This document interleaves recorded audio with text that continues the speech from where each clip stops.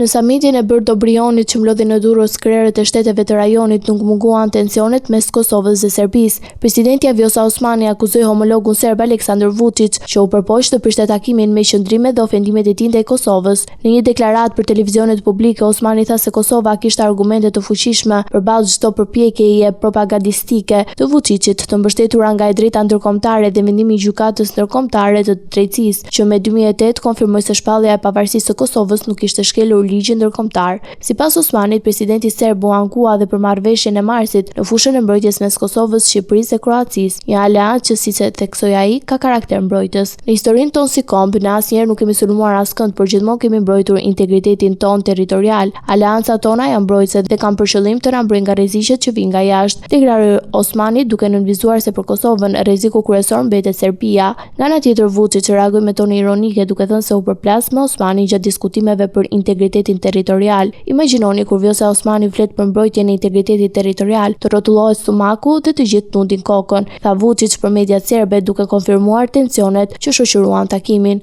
Samiti i bërë Dobrionit, që kishte synim nxitjen e bashkëpunimit dhe stabilitetit në rajon, u zhvillua në një atmosferë të ngarkuar politike, ku diferencat mes Kosovës dhe Serbisë mbeten të thella pavarësisht thirrjeve për dialog.